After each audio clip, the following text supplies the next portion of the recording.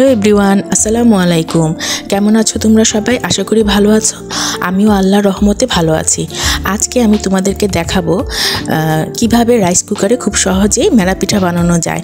তো চলো দেখে নেওয়া যাক রেসিপিটি। আমি প্রথমে 2 কাপের মতো শুকনো চালের গুঁড়া নিয়েছি।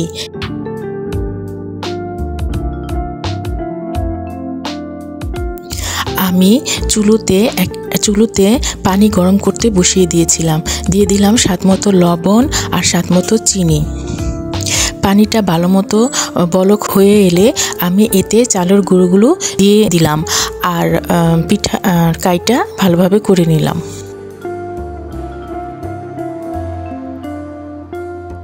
এবার আমি চুলো থেকে নামিয়ে একটি ডিশে ছড়িয়ে নিয়েছি।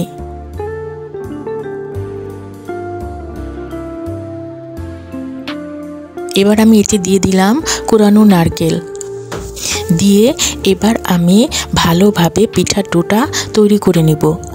আপনারা দেখতেই পাচ্ছেন আমি কিভাবে করছি।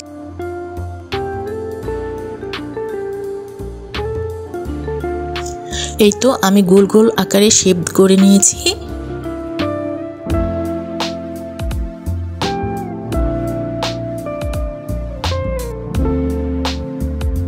একইভাবে আমি সবগুলো পিঠা তৈরি করে নিয়েছি।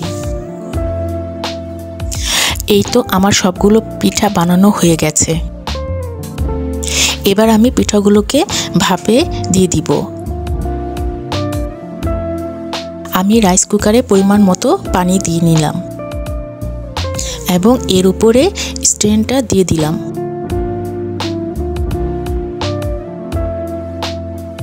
উপরে হালকা তেল ব্রাশ করে নিচ্ছি, এতে করে পিঠাটা একটা আরেকটার সাথে লেগে যাবে না।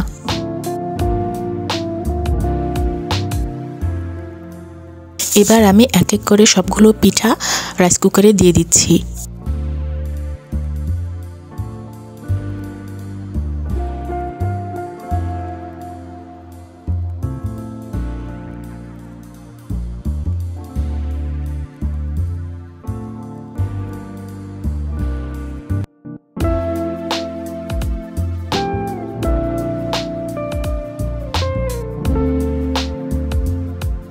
সবগুলো পিঠা দেওয়া হয়ে গেলে আমি রাইস কুকারে ঢাকনাটা ভালোভাবে বন্ধ করে দিচ্ছি।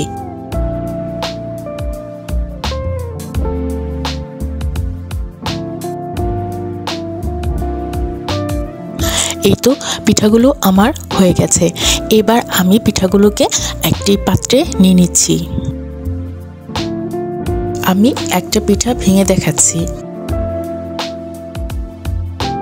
পিঠাগুলো আমার ভালোভাবে সিদ্ধ হয়ে গেছে, আপনারা দেখতেই পাচ্ছেন।